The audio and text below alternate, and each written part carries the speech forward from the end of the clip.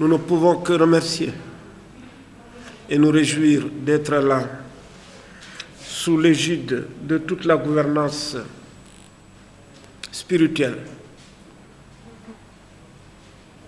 qui nous a accompagnés dans cette mission depuis que nous l'avons conçue.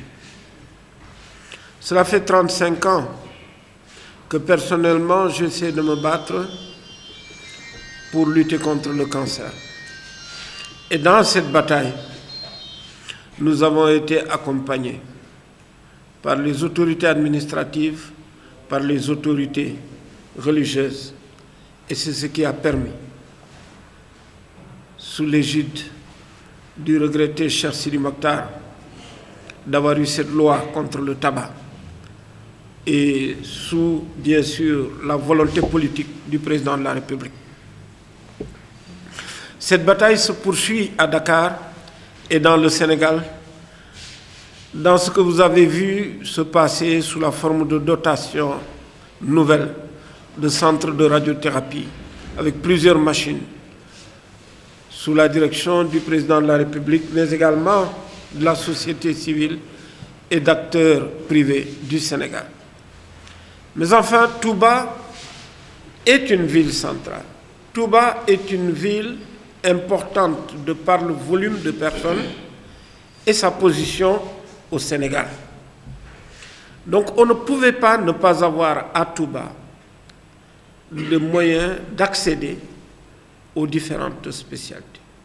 C'est vrai qu'il y a dans la pyramide sanitaire beaucoup d'efforts qui ont été faits dans des hôpitaux de tous les niveaux, dans des centres de santé, dans des postes de santé, dont le nombre est en train d'être multiplié. Mais il y avait un besoin dans certaines spécialités rares au Sénégal, souvent inexistantes à Touba dans le passé, de revenir. Et donc, avec Serigne Sakho, ce concept a été mis en place dans cette clinique qui a été inaugurée par M. le Président de la République et qui continue son chemin. Parce que cette clinique est en train d'apporter des spécialités et des spécialistes d'un très haut niveau qui n'existaient pas à Touba. Je parle de la neurochirurgie, je parle de l'ORL qui va s'y implanter, je parle de la cardiologie qui déjà est là, je parle de la rhumatologie, je parle de la dermatologie et maintenant de la cancérologie. Il est clair que dans la cancérologie, nous avons compris qu'il fallait commencer très tôt par ce qu'on appelle la prévention. Parce qu'on s'est trompé pendant longtemps, on croyait que le cancer était l'affaire des pays développés ou des personnes riches. On s'est rendu compte que le cancer est plus fréquent chez les pauvres et dans les pays en développement. Et si nous ne faisons rien, c'est ce que nous voyons actuellement qui risque de continuer. C'est-à-dire des cancers à des stades tellement avancés qu'on ne peut rien faire. Des cancers qui ruinent l'économie des familles, qui ruinent l'économie du pays, parce qu'il faut des moyens extraordinaires de toute une famille pour soigner un malade. Et souvent sans succès, parce que les malades sont vus tard. Aujourd'hui, nous voulons mettre l'accent sur la prévention. Il y a dans la prévention des comportements, et nous allons y travailler avec vous les journalistes. Il y a dans la prévention de la vaccination, on va les mettre en place dans ce centre. Il y a dans la prévention, bien sûr, des techniques qu'on dit de dépistage qui permettent de voir les lésions avant qu'elles ne soient des cancers ou au stade de cancer débutant pour pouvoir les traiter avec facilité. Nous allons en cibler 3. Nous allons cibler le cancer du col de l'utérus et nous allons rendre accessible à Touba la vaccination contre le cancer du col de l'utérus. Nous allons étendre la stratégie de dépistage, tant au niveau de cette clinique privée qu'au niveau des milieux défavorisés dans le cadre d'un centre de dépistage que nous allons encore remettre en place. Le deuxième cancer sur lequel on va essayer d'intervenir, c'est le cancer du sein. Et nous avons commencé depuis hier. Nous allons dépister les patients en les examinant. Nous allons dépister les patients en leur faisant une mammographie.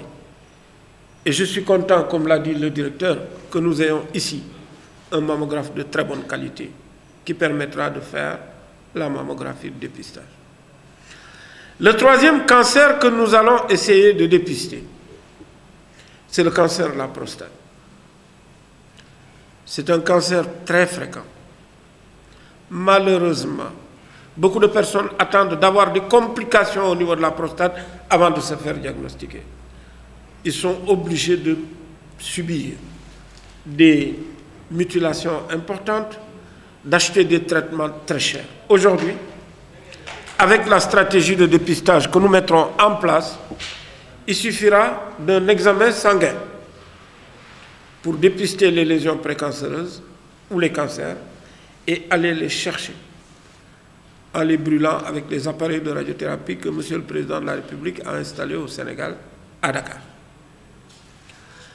Bien sûr que ceci n'est qu'un début, parce que plus tard, et c'est de cela que nous discutions tout à l'heure avec une de nos patientes, plutôt que de laisser tous les malades de Touba aller faire leur chimiothérapie à Dakar, nous allons mettre dans ce centre, sous peu, la possibilité pour les malades qui sont sous chimiothérapie de venir faire leur chimiothérapie ici dans ce centre, plutôt que de faire des allers-retours jusqu'à Dakar. Et donc, bien sûr, nous espérons que dans un futur que nous souhaitons proche, que y compris les équipements de radiothérapie puissent arriver ici à Touba. Donc voilà ce dans quoi nous vous invitons. Nous vous invitons à nous accompagner pour sensibiliser les populations. Nous vous invitons à nous accompagner pour que le plaidoyer soit porté le plus haut possible pour que cette activité soit pérenne et puisse continuer. On avait commencé une activité de dépistage dans le cadre d'un centre de dépistage dans lequel nous avions eu un soutien extraordinaire de la communauté religieuse, de la commune et des personnalités de cette ville. Nous allons remettre en chantier dès la semaine prochaine ce centre de dépistage et de prévention des cancers pour les personnes à ressources limitées. Et nous nous réjouissons de la présence à nos côtés de M. Morlo, conseiller municipal, de M. Moustapha Moussa, pour qu'ensemble, dès la semaine prochaine, que tout soit mis en place pour que nous puissions commander. Personnellement, j'ai pris l'engagement, bien que mon emploi du temps soit très chargé, de venir une fois par mois pour y assurer des consultations, pour y assurer des soins à ceux qui auront besoin de mes compétences. Je vous remercie.